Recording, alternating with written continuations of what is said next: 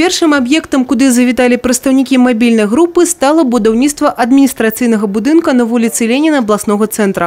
Роботи тут виконують спеціалісти відкритого акціонерного товариства «Полесье Жилбуд». Зараз на об'єкті задействовано 25 чоловік.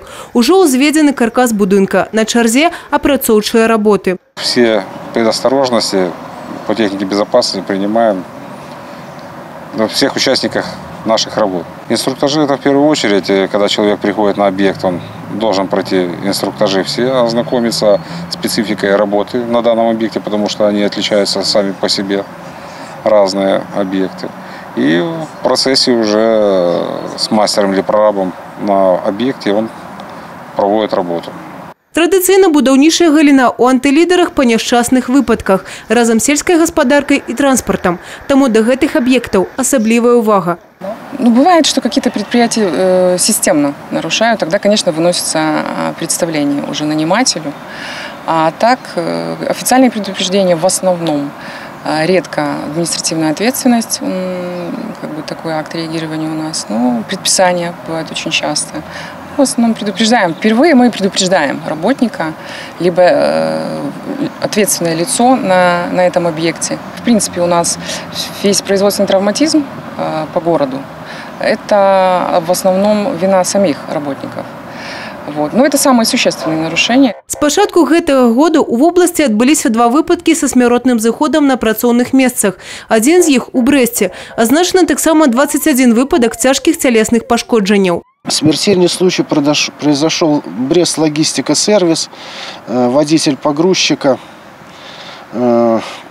покинул, он поднялся выше уровня защитного каркаса кабины и случайно нажал на рычаг привода каретки этой. И получил смертельное травмирование.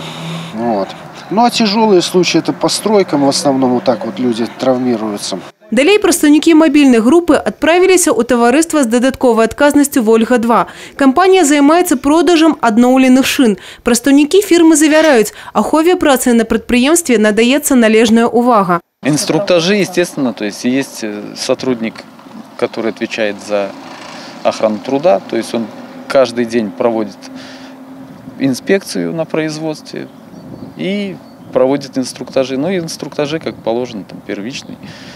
То есть это уже по графикам. Обеспечиваем людей всем необходимым, то есть средства индивидуальной защиты, спецодежда, то есть все, что надо по мере необходимости. Ні на першій, ні на другій пляцовці, якою проінспектували представники мобільної групи, серйозних порушень не виявлено.